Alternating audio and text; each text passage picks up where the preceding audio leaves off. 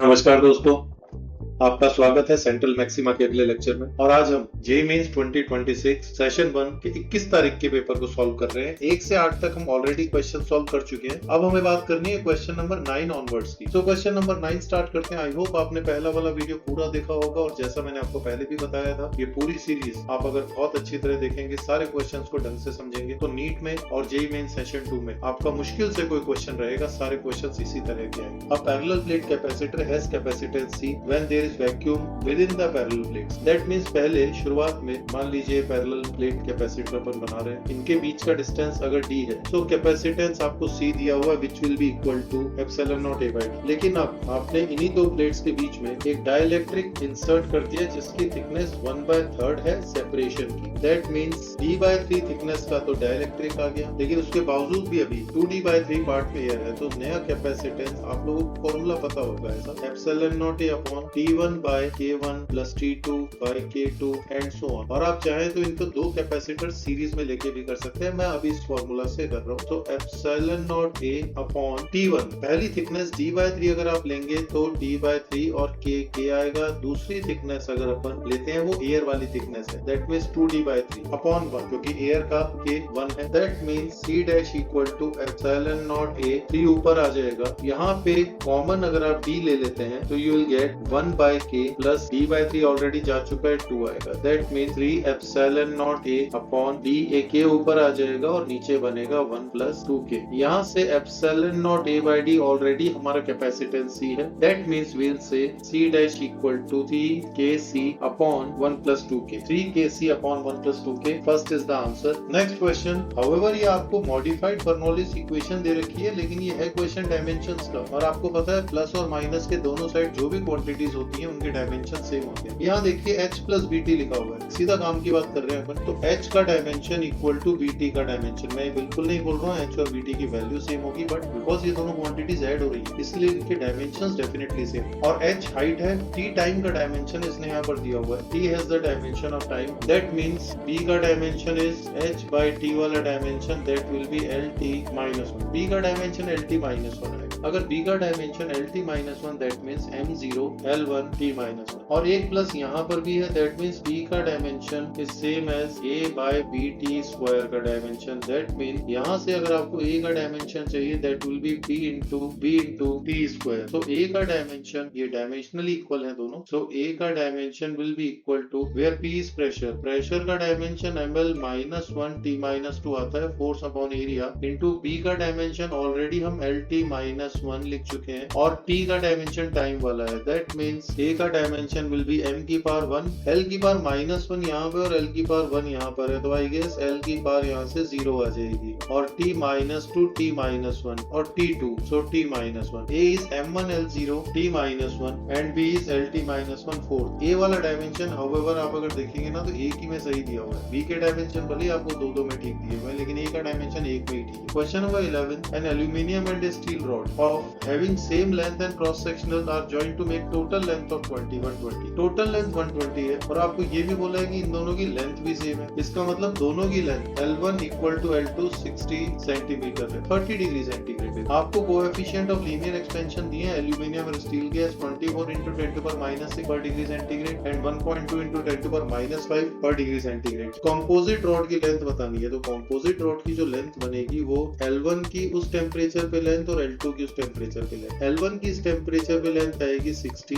1 plus alpha 1 delta T, और L2 की भी इनिशियल लेंथ 60 थी, 1 plus alpha 2 delta T. That means total length will be 60, अगर common ले लिया जाए तो ये 1 प्लस 1 2 बन जाएगा, plus alpha 1 plus alpha 2, alpha 1 plus alpha 2 is, ये 24 है और वो 1.2 है, ध्यान से समझिए। तो इसको अपन 1.2 की जगह 12 इंटू 10⁻6 लिख सकते हैं। तो 24 इंटू 10⁻6 प्लस 12 इंटू 10⁻6 ये बन जाएगा 36 इंटू 10⁻6, और डेल्टा टी की दोनों केसेस में सेम है। Temperature is raise 200 degree centigrade है, पहले 30 था 100 हो गया, तो इंटू 70 यहाँ पर आ जाएगा। बहुत इजी सी कैलकुलेशन है, सॉल्व करने पे you will gate 60 into 2 plus 0.0025, that means the final length will be 120.15 centimetre around. So third is the answer. अगले क्वेश्चन पे चलते हैं। Question number 12, initially a satellite of 100 kilogram is in circular orbit of radius 1.5 RE, जहाँ पर RE radius of earth दिया हुआ है आपको। The satellite can be move to a circular orbit of radius 3 RE, मतलब आपको एक सैटेलाइट की मूविंग सैटेलाइट की रेडियस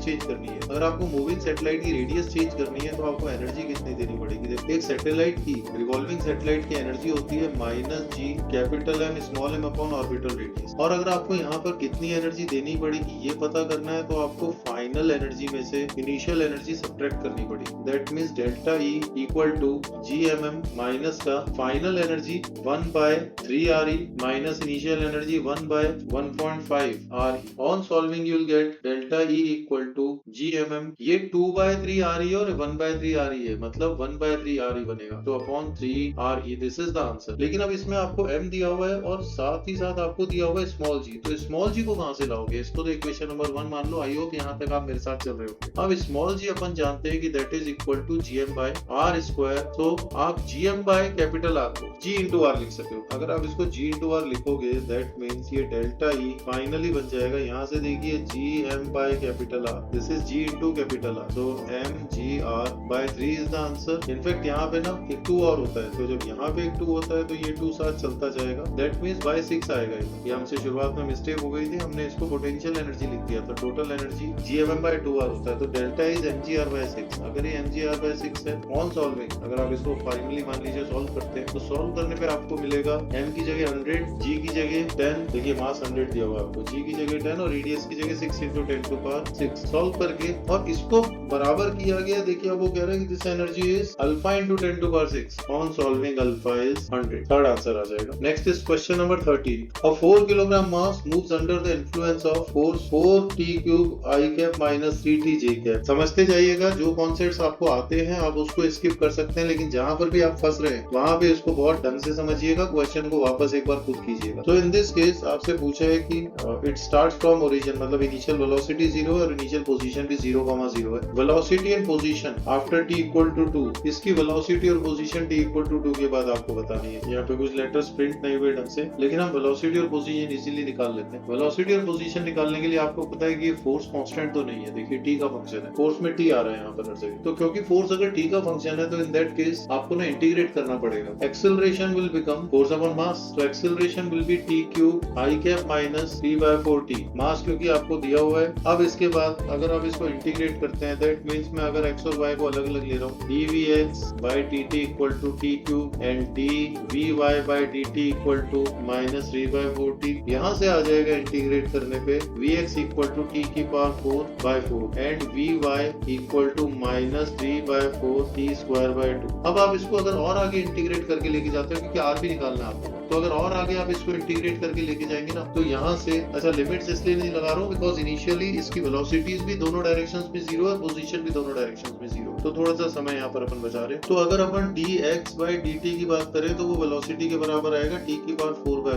मतलब x आ जाएगा t⁵5/20 और dy/dt अगर आप सॉल्व करेंगे तो that will B minus 3/8t², मतलब y आ जाएगा यहाँ से माइनस 3t³ अपॉन 24, तो 3 कैंसिल आउट हो जाएगा, माइनस t³/8। अगर आप इसको पूरे को सॉल्व करेंगे और आपसे पूछा कब है, पूछा है t=2 पे, तो इस पूरे में ना जहाँ भी t है वहाँ t=2 पुट कीजिए, t=2 पुट करेंगे तो आपका आंसर 4 आ जाएगा, ये वाला, ये 4i माइनस 3/2j आ जाएगा। t इक्वल टू 2 पुट करके देख लीजिए, यहाँ पे t इक्वल टू 2 पुट कीजिए, यहाँ पर t इक्वल टू 2 पुट कीजिए, और ये 8/5 बन जाएगा इधर, और यहाँ पे भी t इक्वल टू 2 पुट कीजिए। आंसर इज, मतलब this question is very easy, बहुत ज्यादा इस पे आपको समय लगाने की जरूरत नहीं, नाउ कंसेप्चुअली बहुत strong. So in this case delta y mu कितना दिया हुआ है आपको, म्यू आपको दिया हुआ है 1.5 माइनस 1, t आपको चाहिए capital D is given as 50/100 और small d is given as 0.1, लेकिन वो भी सेंटीमीटर में, तो दैट इज आल्सो 400, और वो कह रहा है कि it is shifted bye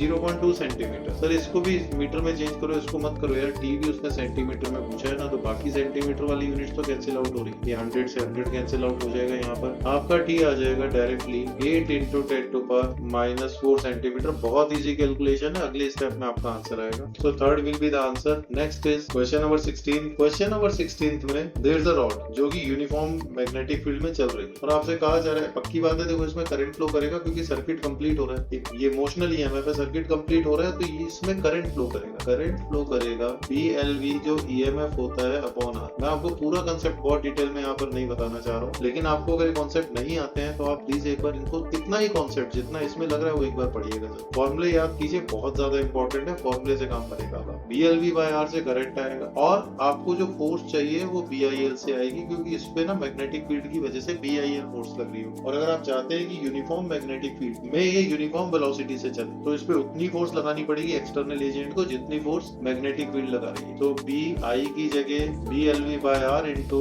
L, तो force becomes B square L square B upon R. सारी चीजें आपको दे रखी है, मैग्नेटिक फील्ड 0.10 दिया हुआ है, लेंथ आपको दिया हुआ है 1 मीटर, वेलोसिटी आपको दी है 1.5 मीटर पर सेकेंड, अपॉन में अच्छा B का भी स्क्वायर है यहाँ पे, अपॉन में रेजिस्टेंस इज 2 ऑन सॉल्विंग बहुत ही इजीली सॉल्व होगा, 7.5 इंटू 10⁻³ आ रहा है। तो आज के लिए हम यहाँ पर इसको करते हैं, हमने अगले 8 क्वेश्चंस कर दिए। 8 क्वेश्चंस पिछले वाले लेक्चर में, 8 क्वेश्चंस आज के लेक्चर में किए थे और नेक्स्ट लेक्चर में हम इस वाले पेपर को सॉल्व करेंगे, उसके नेक्स्ट लेक्चर में अगले पेपर्स पर आएंगे। So please go through these lectures, in papers को कीजिए। जहाँ पर भी आपको कोई भी दिक्कत हो यू कैन कमेंट, आप बता सकते हैं कि सर मुझे ये वाला टॉपिक नहीं आता है, इसका एक बार एक्सप्लेनेशन दे दीजिए, मैं इन टॉपिक्स का एक्सप्लेनेशन आपके लिए बना दूंगा जिससे आपको ये चीजें क्रिस्टल क्लियर हो जाएगी। तब तक जान लगा के मेहनत कीजिए, चैनल को सब्सक्राइब कीजिए।